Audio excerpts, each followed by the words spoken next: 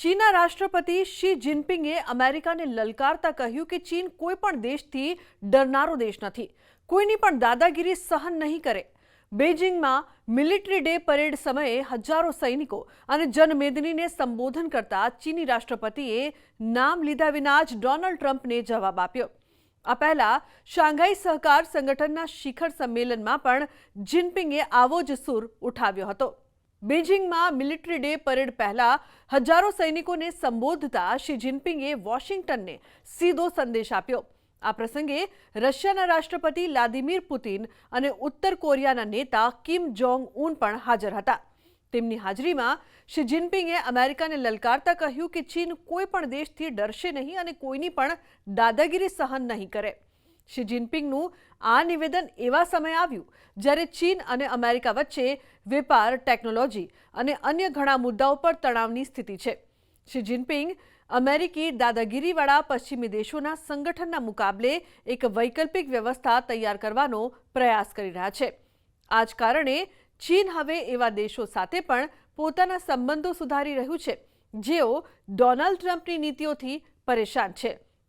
Military day parade પહેલા શી જિનપિંગે કહ્યું કે જ્યારે ચીનને સારા ખરાબ, પ્રકાશ અંધકાર, પ્રગતિ અને પાછળ ખેંચનારી શક્તિઓ વચ્ચેના સંઘર્ષનો સામનો કરવો પડ્યો ત્યારે ચીને એકજૂટ થઈને તેનો સામનો કર્યો. તેમણે કોઈ દેશનું નામ લીધું નથી, પરંતુ તેમનો ઇશારો ડોનાલ્ડ ટ્રમ્પ તરફ જ હતો, કારણ કે ચીન હંમેશા અમેરિકા પર દાદાગીરી અને પશ્ચિમી વર્ચસ્વનો આરોપ લગાવતું રહ્યું છે.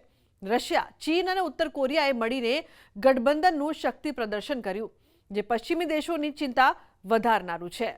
એવું કહેવાઈ રહ્યું છે કે થોડા કલાકો પહેલા ટ્રમ્પે જ કટાક્ષ કર્યો હતો, એનો શી જિનપિંગે જવાબ આપ્યો છે, કારણ કે ટ્રમ્પે સોશિયલ મીડિયા પ્લેટફોર્મ ટ્રુથ પર લખ્યું હતું, સૌથી મોટો સવાલ એ છે કે શું ચીનના રાષ્ટ્રપતિ શી જિનપિંગ તે અપાર સમર્થન અને લોહીનો ઉલ્લેખ કરશે જે અમેરિકાએ ચીનને વિદેશી આક્રમણકારોથી આઝાદી આપવામાં રેડ્યું હતું.